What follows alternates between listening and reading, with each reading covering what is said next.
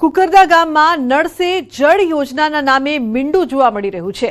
પીવાના પાણી માટે ગ્રામજનો વલખા મારવા માટે મજબૂર બન્યા છે। તો છોટાઉદેપુરના નસવાડી તાલુકામાં વિકાસની વરવી વાસ્તવિકતાના દ્રશ્યો સામે આવ્યા છે। એક તરફ છેવાડાના માનવી સુધી પીવાનું પાણી પહોંચાડવાના દાવા થઈ રહ્યા છે, પરંતુ કુકરદા ગામની વાસ્તવિકતા કંઈક અલગ જ છે। ઉનાળાની શરૂઆત થતાં જ આદિવાસી પંથકમાં પીવાના પાણીની વિકટ સમસ્યા ઊભી થઈ છે। નવાઈની વાત તો એ છે કે નળ સે જળ યોજના માત્ર કાગળ પર જ સફળ દેખાઈ રહી છે, કેમ કે ગામમાં નળ તો લાગ્યા છે, પરંતુ છેલ્લા 3 વર્ષથી પાણીના એક એક ટીપા માટે લોકો તરસી રહ્યા છે।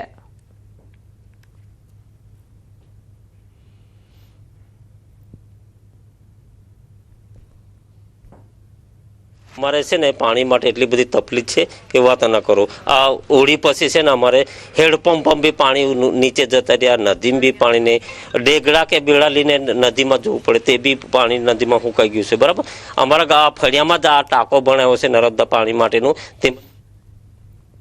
કુકરદા ગામમાં નળ સે જળ યોજનાની પોલ ખોલી નાખી છે। ઉનાળો શરૂ થતાં લોકો પાણી માટે વલખા મારી રહ્યા છે।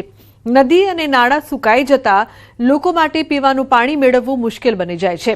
2 બેડા પાણી મેળવવા માટે ગ્રામજનો 1 કિલોમીટર સુધી જવા મજબૂર બન્યા છે। પાણી વિના માત્ર માણસો જ નહીં, પરંતુ પશુઓની હાલત પણ કફોડી બની છે।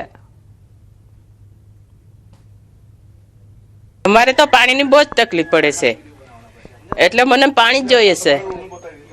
પાણી તો કઈ લેવા જવું પડે, માથે બેડા લઈને અડધું કલાક લઈને જવું પડે પાણી લેવા, એટલે મને પાણી જાય। ટાંકો તો ખાલી જ છે, નળ બેડા તો એવા ને એવા પડી રહ્યા છે। તમારું કેટલું દુઃખ છે? પાણીનું દુઃખ જ પડે ને।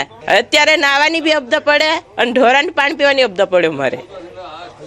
હા, ચોમાન પાણી રહે, અત્યારે તો પાણી નથી, ખાલી નળ બેહાડીને એમ પડી રહ્યા છે। જ્યાં 2 ફળિયાની અંદર નલ સે જલ યોજના નાખેલી છે, જેમાં નલ છે પણ પાણી નથી, તો એમાં બાકીના જે 10 ફળિયા છે જેમાં તો બિલકુલ પણ પાણી નથી। જ્યાં પાણી મતલબ નલ સે જલનું પાણી નથી, ત્યાં આગળ લાઈન નાખેલી પણ નથી, નલ પણ નથી, કશું નથી। તો પણ માં બોલે છે કે કુકરદા ગામની અંદર નલ સે જલમાં 100% પાણી મળી ગયેલું છે, તો એમાં 100% નથી। આ વિસ્તારમાં આ ગામની અંદર 10% નળ નાખેલા છે, જ્યાં 80% હજી બાકી છે। તો આ ગામની જે પાણીની માંગણી છે, જે નલ સે જલ 100% કામ બોલે છે, એ પૂરું થાય એવી અમારી માંગણી છે। તો તંત્ર દ્વારા સરકારી ચોપડે યોજના અંતર્ગત 100% કામગીરી દર્શાવી દેવાઈ છે, પરંતુ વાસ્તવિકતામાં 12માંથી 10 ફળિયામાં તો હજુ નળ પણ પહોંચ્યા નથી। જ્યાં નળ છે ત્યાં ટાંકા ખાલીખમ છે। ગ્રામજનો કહી રહ્યા છે કે જો કૂવામાં જ પાણી ન હોય તો હવાડામાં ક્યાંથી આવે? કરોડોનો ખર્ચ છતાં લોકો તરસ્યા છે। સ્થાનિકોની એક જ માંગ છે કે તંત્ર જલ્દી જાગે અને કાગળ પરના વિકાસને બદલે નળમાં ખરેખર પાણી આપે, જેથી ઉનાળામાં પાણીની સમસ્યામાંથી રાહત મળે। 12 ફળિયામાં કનેક્શન છે એવો રિપોર્ટ થયેલો છે। જે 12 ફળિયામાં જો કનેક્શન થયું એવા હિસાબે અમને જે સરકારમાંથી જે હેડપંપની ડંકી મળતી હતી એ પણ નથી મળતી, નથી નળનું પાણી મળતું કે નથી ડંકીનું પાણી મળતું। એટલે સરકારશ્રીમાં એવી રજૂઆત છે કે જે તે જગ્યાએ સર્વે કરી અને આ પરિસ્થિતિને પહોંચી વળે એવી આશા રાખીએ છીએ। તો ઉનાળો શરૂ થઈ ગયો છે, પરંતુ પાણીનો કકડાટ પણ। પાણી માટે ગ્રામજનો વલખા મારવા મજબૂર થયા છે। દૂર દૂર સુધી આ મહિલાઓ પોતાના બાળકોને લઈને પાણી માટે જઈ રહી છે। જોવાની વાત તો એ છે કે 3 વર્ષથી પાણી માટે અહીં લોકો તરસી રહ્યા છે। કરોડોનો ખર્ચ છતાં લોકો તરસ્યા, તંત્ર માટે શરમજનક। અને મહત્વપૂર્ણ સમાચારની વાત કરીએ તો આવતીકાલે મુખ્યમંત્રી જશે દિલ્હી। પીએમ મોદી સાથે કરી શકે છે મુલાકાત। ગૃહમંત્રી અમિત શાહ સાથે પણ તેઓ મુલાકાત કરશે। તો મહત્વપૂર્ણ સમાચાર સામે આવી રહ્યા છે। આવતીકાલે મુખ્યમંત્રી દિલ્હી જશે, ત્યાં તેઓ પીએમ સાથે મુલાકાત કરી શકે છે તેવી પણ સંભાવના। ગૃહમંત્રી અમિત શાહ સાથે પણ તેઓ મુલાકાત કરશે। ઉલ્લેખનીય છે કે તેમની સાથે તેઓ ચર્ચા કરશે। ગીતા જોડાય છે ફોન લાઈન પર વધુ માહિતી આપવા માટે। ગીતા, સમગ્ર મામલે શું વધુ અપડેટ? જનરલી દર 2 થી 3 મહિને સીએમ ભૂપેન્દ્રભાઈ પટેલ દિલ્હી જતા હોય છે અને પીએમ સાથે વિશેષ મુલાકાત કરતા હોય છે, ખાસ કરીને ગુજરાતના જે વિકાસ પ્રોજેક્ટ છે તેને લઈને અને જે વહીવટી તંત્રનું જે સંચાલન છે તેને લઈને તો સીધું પીએમ સાથે સંવાદ અને રિપોર્ટિંગ કરતા જોવા મળે છે। અને આ એ જ પ્રકારની મુલાકાત આવતીકાલની હોય તેવું મનાઈ રહ્યું છે। આવતીકાલે તેઓ કેન્દ્રીય ગૃહપ્રધાન અમિત શાહ સાથે પણ મુલાકાત કરી શકે છે, પીએમ નરેન્દ્ર મોદી સાથે પણ મુલાકાત કરી શકે છે. ફર્સ્ટ હાફમાં તેઓ ગાંધીનગરથી સીધા દિલ્હી જવા રવાના થશે. જો કે મોડી રાત્રે તેઓ પરત ફરે તેવી સંભાવના છે. જી બિલકુલ ગીતા, આભાર સમગ્ર માહિતી બદલ. ભરૂચ જિલ્લા મહિલા કોંગ્રેસ દ્વારા 5 વત્તી વિસ્તારમાં ઉગ્ર પ્રદર્શન કરવામાં આવ્યું હતું. વધતી મોંઘવારી અને કેન્દ્ર સરકારની નીતિઓનો વિરોધ કરવામાં આવ્યો. આ પ્રદર્શનમાં મોટી સંખ્યામાં મહિલા કાર્યકરો જોડાયા હતા અને તેમણે ગેસ સિલિન્ડર, ચૂલો અને તેલના ડબ્બા સાથે રસ્તા પર ઉતરી આવશ્યક વસ્તુઓના વધતા ભાવો અંગે નારાજગી વ્યક્ત કરી હતી. પ્રદર્શન દરમિયાન મહિલા કાર્યકરોએ સરકાર વિરોધી સૂત્રોચ્ચાર પણ કર્યા. સ્થિતિને ધ્યાનમાં રાખીને પોલીસે વિરોધ કરી રહેલી મહિલા કાર્યકરોની અટકાયત કરી હતી.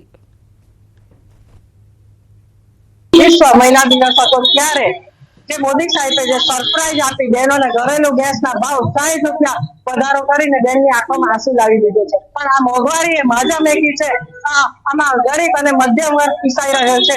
કારણ વહેલામાં વહેલી તકે આ તમે ઘરેલું ગેસના ભાવ જે વધાર્યા છે તે કંટ્રોલમાં લાવો અને પાછો ખેંચો, અને જો નહીં ખેંચવામાં આવે તો અમે કોંગ્રેસની બહેનો ઉગ્ર આંદોલન કરીશું. વડોદરા એસટી વિભાગની લાલિયાવાડી સામે આવી છે. કોર્પોરેશને મકરપુરા એસટી ડેપો સીલ કર્યું છે. કરોડો રૂપિયાનો વેરો બાકી હોવાનું સામે આવ્યું છે. તો 1.9 કરોડનો મિલકત વેરો બાકી હોવાના કારણે પાલિકાએ ડેપો સીલ કર્યું છે, જેના કારણે વડોદરાના મુસાફરોને ભારે પરેશાની વેઠવાનો વારો આવ્યો છે. તો સરકારી વિભાગને જ વેરો ભરવામાં આનાકાની સામે આવતા મુસાફરોમાં ભારે રોષ વ્યક્ત કરતા કહ્યું કે એસટી વિભાગની લાપરવાહીના કારણે તકલીફ પડી રહી છે. અહીંયા હું જોઉં છું કોઈ પણ જગ્યાએ કોઈ કેબિન બધી બંધ છે. મને તકલીફે પડી કે કોઈ જવાબ આપવા માટે કોઈ છે જ નહીં, ના કોઈ પૂછપરછની બારી છે. બંને બાજુ એક જ સરકાર છે, ગુજરાત સરકાર. તો આવી રીતે સીલ ના વાગવા જોઈએ. સરકાર અંદર એકબીજાના કેમ કેબિનો બંધ કરે છે? હા, એ બહુ આમ રિગ્રેટ જેવું કહેવાય કે કેમ કે આટલું બધું સારું ચાલે છે ને ઉપરથી વેરો લાઈક ડિસએડવાન્ટેજ જેવું થઈ ગયું. પછી અમે પણ પછી આવતા અમે આટલું બધું ટેક્સ ભરીએ છે, ના ભરીએ પછી બધું ક્યાં જાય છે? બધું ટેક્સ ભરેલ નહોતું, તે અંગે સીલ મારેલ છે. સવારે 7 કલાકે મને અહીં જાણ કરવામાં આવી, ઓફિસ ખાલી કરી આપજો. અને એ અંગે મેં અમારા મેડમને, ડેપો મેનેજર સાહેબને બધાને વાતચીત કરેલ છે અને ટેક્સ ભરવા માટેની પ્રોસેસ આગળ ચાલુ છે. તો બીજી તરફ આસિસ્ટન્ટ મ્યુનિસિપલ કમિશનરનું નિવેદન સામે આવ્યું. તેમના મતે એસટી વિભાગે 1 વર્ષ સુધી કોઈ વેરો ભર્યો નથી. વારંવાર નોટિસ મળવા છતાં કોઈ દરકાર લેવામાં ન આવી, જેના કારણે આખરે વેરા વસૂલાત માટે મકરપુરા ડેપોના તમામ યુનિટ સીલ કરવા પડ્યા.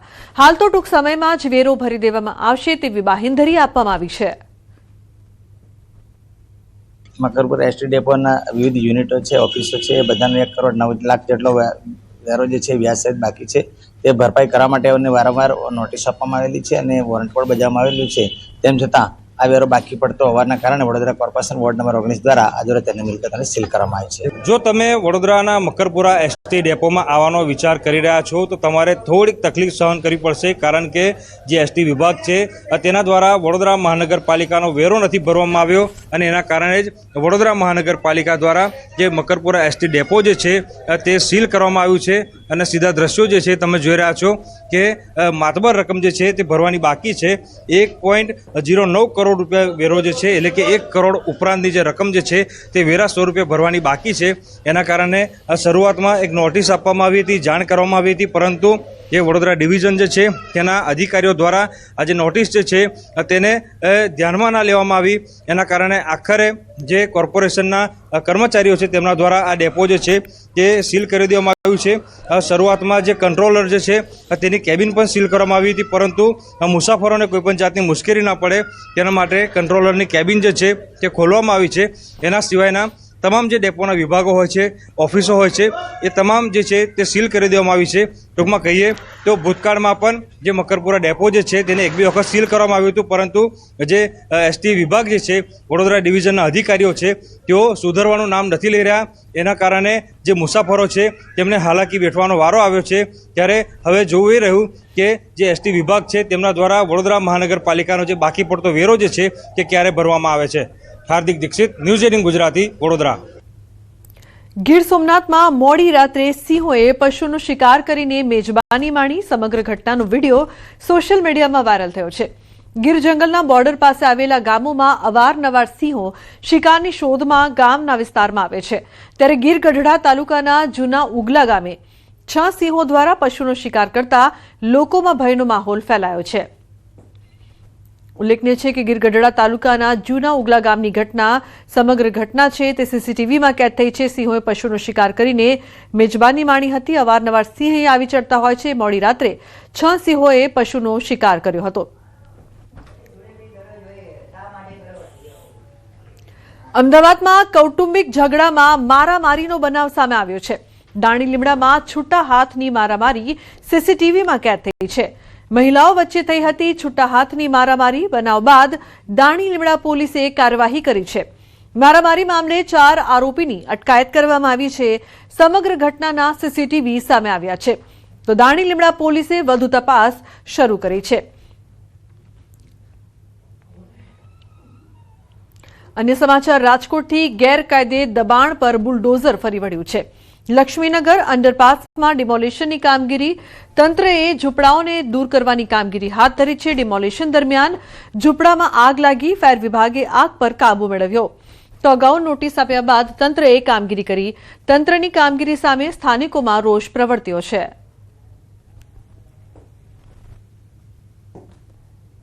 ऐसा है कि ये लगभग 350 के आसपास झोपड़े हैं, इसके ऊपर ही है और इन लोगों को बार बार हम लोगों ने नोटिस दे के भी बताया कि भाई आप लोग इसको हटा लीजिए शांतिपूर्ण से. कुछ लोगों ने हटा भी लिए, पर जो कुछ लोगों ने नहीं हटाया तो फिर इस ड्राइव चलानी पड़ी हमको. हम लोगों ने तो उनको प्रॉपरली नोटिस दिया ही था, सब किया था, उन्होंने एक्सेप्ट भी किया था, पर अब ये ऐसा है कि वो कर रहे हैं ऐसा. बाकी ऐसा कुछ है नहीं, बाकी शांतिपूर्ण तरीके से हो रहा है सब. રાજકોટ શહેરમાં ફરી એક વખત બુલડોઝર છે તે તેમનો અવાજ ગુંજી ઉઠ્યો છે. રાજકોટ શહેરના લક્ષ્મીનગર અંડરપાસ પાસે આવેલી 300 થી પણ વધુ ઝૂંપડપટ્ટીઓ છે તે અત્યારે હટાવવામાં આવી રહી છે. આપ દ્રશ્યોમાં પણ જોઈ શકો છો કે જે રીતના અલગ અલગ જેસીબી મશીનની મદદથી અત્યારે અહીંયા જે છે એ ડિમોલેશનની કામગીરી હાથ ધરવામાં આવી રહી છે. જે છે અહીંયા આવેલી અનેક ઝૂંપડપટ્ટીઓ છે તે છેલ્લા 2 દાયકા કરતાં પણ વધુ સમયથી અહીંયા ઝૂંપડપટ્ટીઓ હતી તે ઝૂંપડપટ્ટીઓ છે તે અત્યારે હટાવવામાં આવી રહી છે. આપ સીધા દ્રશ્યો જોઈ શકો છો કે જે રીતે અહીંયા આવેલા કાચા મકાનો છે તે પણ પાડવામાં આવી રહ્યા છે.